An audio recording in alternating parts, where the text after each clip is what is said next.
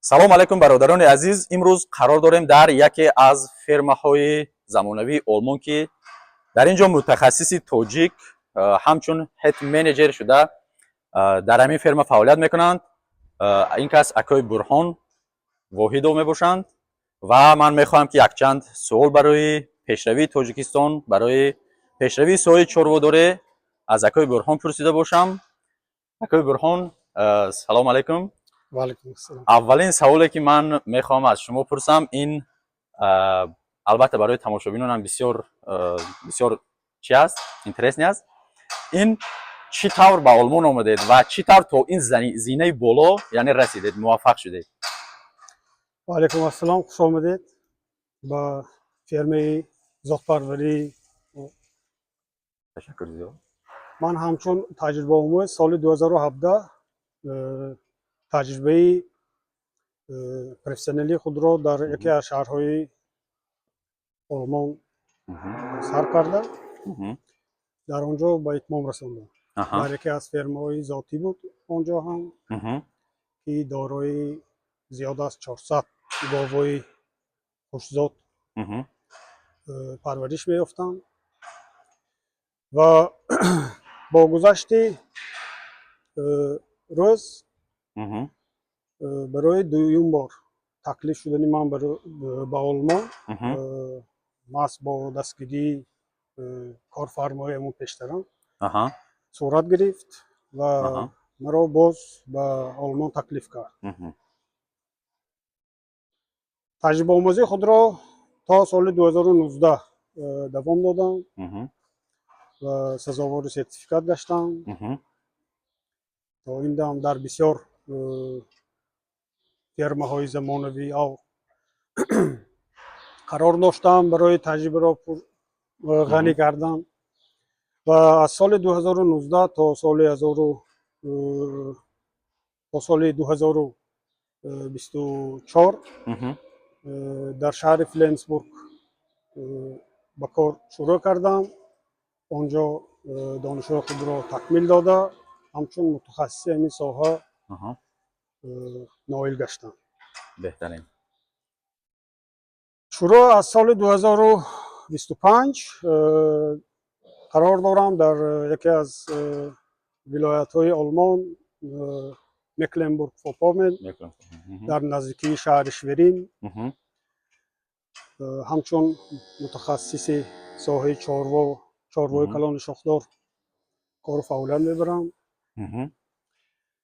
این زمان در فرمه ذاتی ما زیاده از 1000 گاو شیری پرورش می‌یابند که با وجود این 500 600 ذات‌های نسل‌های این بعد قرار دارد همه و وظیفه من در این فرم از آن عبارت است که حالت سلامتی چاروا اهمیت داده شود و سر وقت پروفیلاکتیک گذرانیده شود اگر که یگان کسلی یا یگان نقصان به میان آید. البته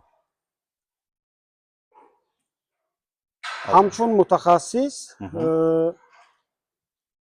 فعالیت کاری من از گروه تولدی سر می شود که از دوره تولدی از گروه تولدی یعنی که بعد از به کار حاضر شدنم من حتما به گروه تولدخانه حاضر باشم و اونجا از اگر اپکال ببرم و اونجا اگر ذاتای نو تولد شده باشند سری وقت اونها رو باید زیر نظارت خود قرار دهم.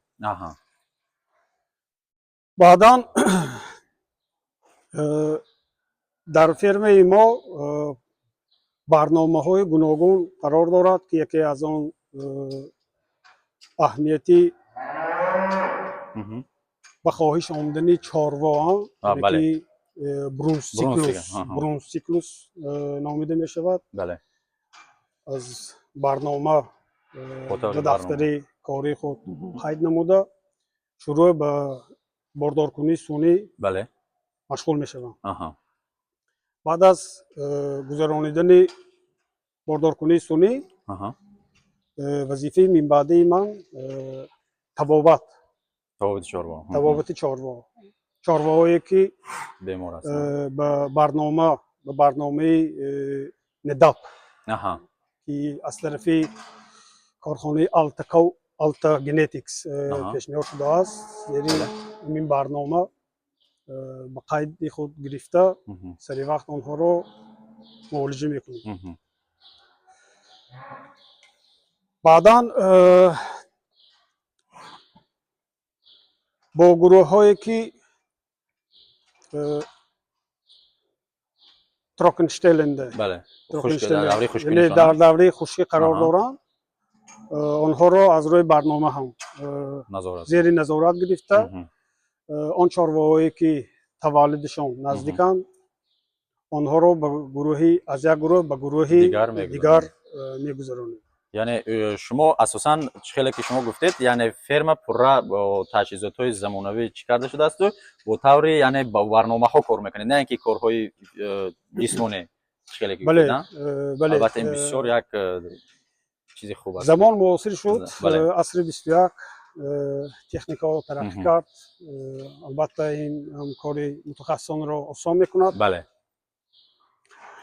برنامه یکی از زمین محرک‌های بهترین به حساب می‌رود که قریب که 90% کاری متخصص را این روزها سبک کرده است. بله البته و همچون متخصص خیلی که شما گفتید الکی بسیار البته فعالیت کردید البته بسیار چی آموختید و همچون یک متخصصی با تجربه که هستید میخواهم که برای چرواداران همین تاجیکستان خود ما یک چند مصلحت داده باشید که شاید برای بهتر کردن صفت چرواداری آنها کمک کرده باشد.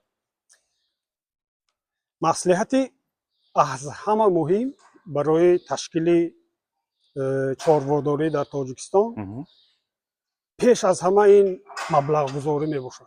البته ها به مبلغ البته بدون پیشروی. بله برای همین اول پول جمع کردن در کار بعد شروع کردن در کار. در حاضر زمان یعنی به پول البته به مبلغ گذاری پیش رفتن غیر امکان است. و البته برای اونهایی که الکی داشته باشن چی داشته باشن این خوب الکی داشته باشن آنها تجربه خود را دارند. بله در تاجیکستان نیز متخصصای ورزیده بهترین قرار دارند که در سالهای شوروی مشهور گشتند. البته ما هم استادان داریم و تجربه آنها را گرفته ایم که گاه در اینجا هم اون تجربه را استفاده میبریم. البته و همه کار را میتوان اجرا کرد. البته یعنی که پیش از همه برای تشکیل همه نمود کار این مبلغ چیزی مهم است. البته و برای اونهایی که در سایه چرواداری تحصیل میکنند و خواهش میل اومدن به آلمان دارند چی گفتنی هستید؟ ما به نهایت خرسند میشویم که اگر دانشجویان در آینده همین کسب را که انتخاب کردن از خود کنند صاحب دیپلم گردن صاحب معلومات باشند و کمی باشد هم در تاجیکستان تجربه جمع نمایند و آینده خواهان گذشتن در آلمان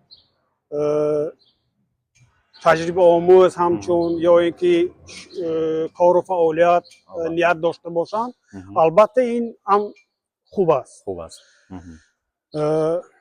گفتنی همین است که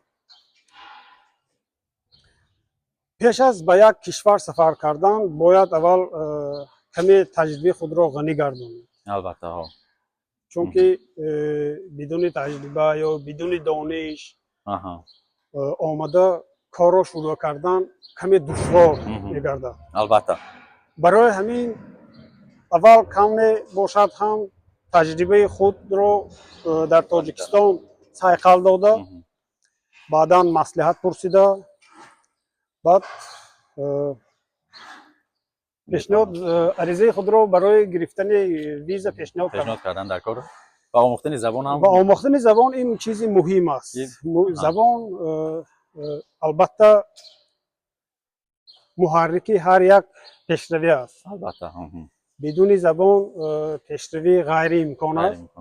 البته برای همین سراول زبان، بعدا دانش، بعدا تجربه که هر سه این باید دیگر گسترش یابد. تشکر زیاد آقای برهان، بسیار یک صحبت خوب بود. البته برادران عزیز ما میخواستیم بسیارتر یک چی کنیم، اما متاسفانه وقت که برای آقای برهان بسیار قیمت است و ما نمیتونیم وقتی این کس بسیار گیریم. از همین حساب هر یک کس هر یک گفتنه هر یک سوالی که داشته باشد میتواند در کامنتر نویسد و اگر شما میخواهید که صحبت ما با دیگر متخصصان همین گونه زیاد باشد حتما در کامنتر نویسید. ما حتما صحبت رو زیادتر میکنیم و یا اینکه نه اینکه در ساحه چرخداری اگر با دیگر ساحه ها هم میل و خواهش داشته باشید ما میتوانیم متخصصای با تجربه و مثل انامین آقای برهان پیدا کنیم و با آنها یک صحبت گذرانیم که برای پیشرفت تاجیکستان عزیزمون و مردم تاجیک کمی هم باشد سهم خود را گذاشته باشیم. آقای برهان تشکر زیاد بار دیگر. سلامت باشید. بسیار مننت. سلامت باشید. تشکر زیاد.